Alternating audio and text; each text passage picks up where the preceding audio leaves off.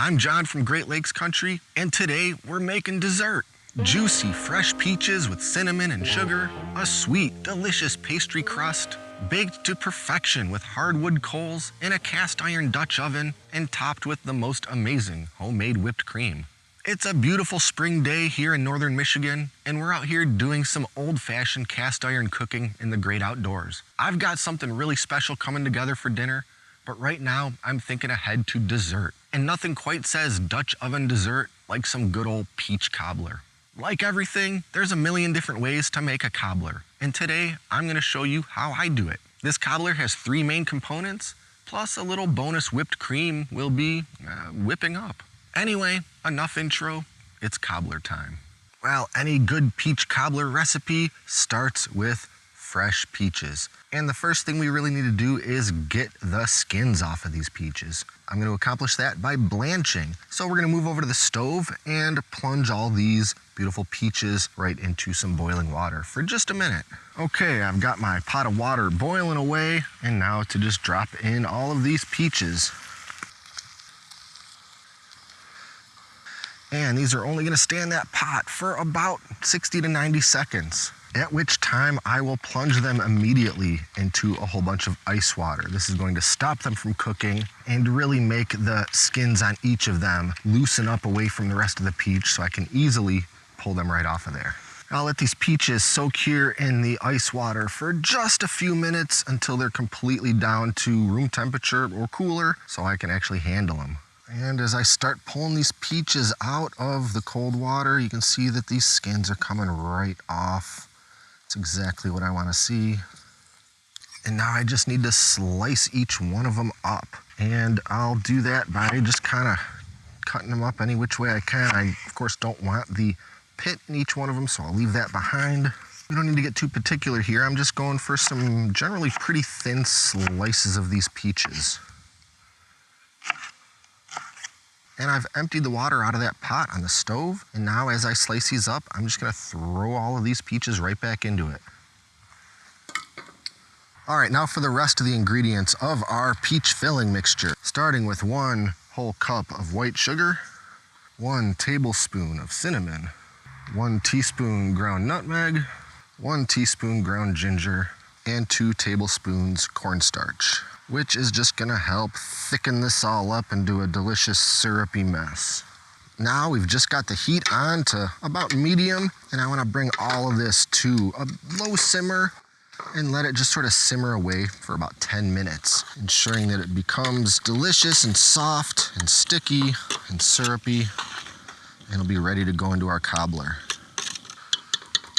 In the meantime, we've got to make the bottom crust and the topping for this cobbler. So let's start with the bottom crust. For that, we need 3/4 of a cup of brown sugar, 1 cup of all-purpose flour, and about 3/4 of a cup of cold butter. And I'm just going to cut this into pretty thin little slices, about as thin as I can with this knife.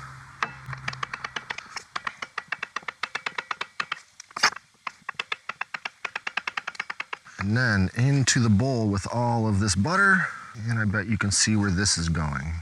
Now I'm just gonna start kneading and mashing and cutting all of the dry into this butter as best I can. It doesn't have to look real precise, I just need to get it all incorporated. Squish it, cut it, whatever I gotta do.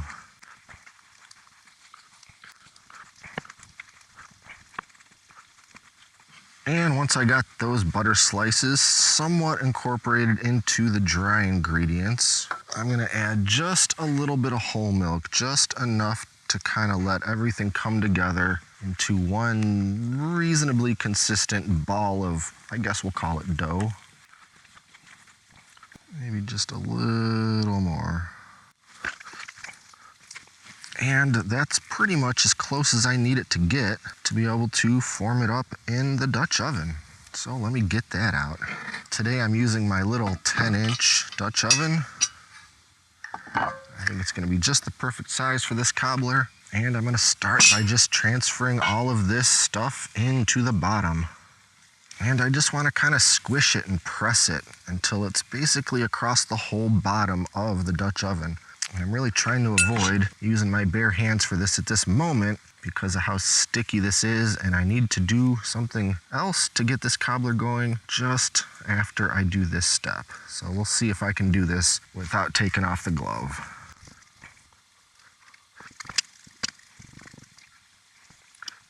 All right, that's looking just about right to me, and now we just need a couple more minutes for those peaches to finish simmering, and they're going right in here.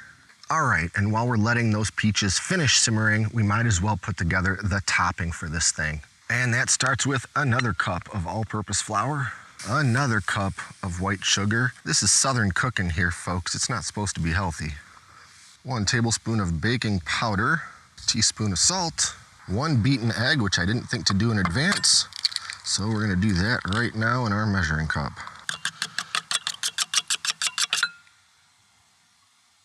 And 1 more entire stick of butter. And for this one, I'm going to kind of cube it up this time rather than slice it. Maybe into pretty small little cubes. I'll probably cut these all long way once more, and then cube. And then in they go. Once again, we're just gonna get everything kind of all folded together. Now, unlike the bottom crust, this isn't supposed to turn into a sort of a dough. It's going to be very crumbly as we put it on top. And as everything bakes, it's gonna absorb some of the juice and liquid from those peaches. And the butter's gonna melt, and it's gonna turn into a beautiful topping that's more delicious than it has any reason to be.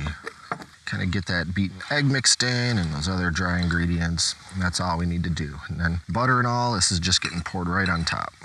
So I think we're just about ready to put all this thing together and start cooking. So we've got our Dutch oven with that bottom crust already in place. And over top goes all of that peach mixture. That just smells so good right now. And on top of that, our crumbly topping mixture. And I'll just do my best to kind of spread this out generally over the whole surface. But it doesn't need to get too particular either. And that's about it. Now the lid is going on and we're moving over to the fire and get some coals on this thing. All right, I'll get the Dutch oven on top of our little Dutch oven stand. And I use a pretty tall Dutch oven stand, which means we can pile up quite a bit of heat beneath it.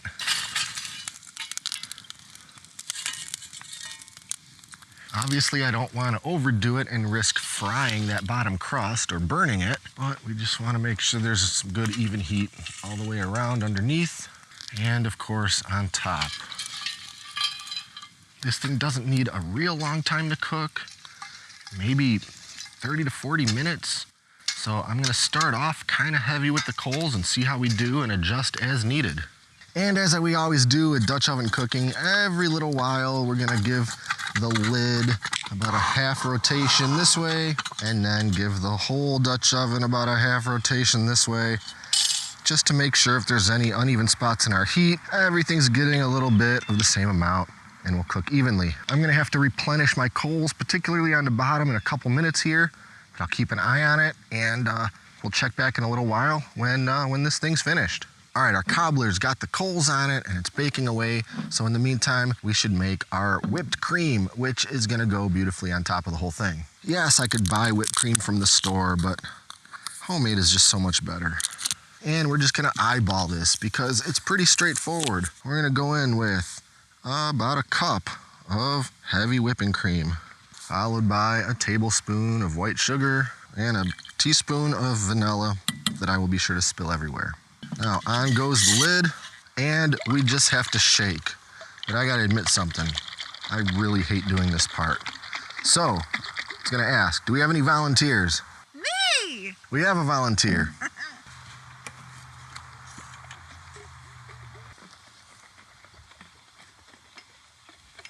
All right, this thing was baking away on those coals for about 40 minutes, and I gotta tell you, it's looking and smelling absolutely marvelous. As much as I want to get in there right now and have myself a slice, it's really gonna behoove me to wait just a little while until it cools the littlest bit. That way everything will set up and gel a little bit, and it'll be a lot easier to pull a beautiful scoop of that out of this Dutch oven. So we're gonna wait just a little bit, and then I'm gonna dig in and try myself a scoop. All right, we're finally ready to dig into this cobbler. We've had dinner. This thing's cooled a little bit more than I think I anticipated waiting, but it looks amazing. It smells great, and I think we need to get us a slice out of here. Did you hear that?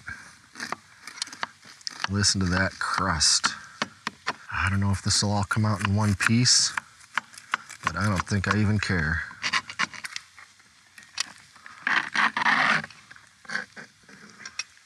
Oh, wow. It didn't really want to stay together right there at the end. I thought I had it, though. That's all right. That's just bonus. Silver medal. Oh, no. I got to get some of you on here.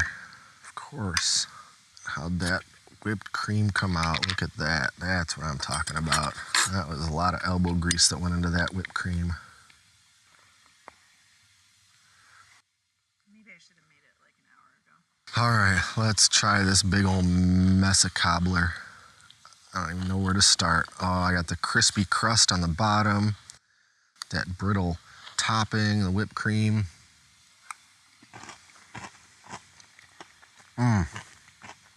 Wow. You guys got to get in on this. Get in. Get a bite of this. Oh, it's so good. Most people use canned peaches for their cobbler, and it sure is convenient, but man, you cannot beat the fresh. That perfect crust on the top. Oh, the canned always tastes like metal to me when it comes to certain fruits like that. This is so good. I love that. I love that hard crust on the top. It doesn't look like it's going to turn into something good when you put it in there because it's just a crumbly mess, but it's so tasty. Well, hopefully I don't have to sell you too hard on why you should try making this for yourself if you're going to do some Dutch oven cooking. If you don't do Dutch oven cooking, make this in, I don't know, some kind of tall casserole dish or one of those enamel Dutch ovens and stick it in your oven in the house. I'm pretty positive it would work just as well. Anyway, we're going to scoop out some more of this and I think eat it until we have lots of regrets. So if you want to see my recipe for this Dutch oven peach cobbler, I'll put a link in the video description below. And as always, be sure to like and subscribe and stay up to date with all our latest stuff, including future outdoor cooking and cast iron videos. Thanks for watching, and until next time, I'm John, this is Kim, and this is Steve. No, I'm Steve. You're Steve? That's Steve, and this is Great Lakes Country.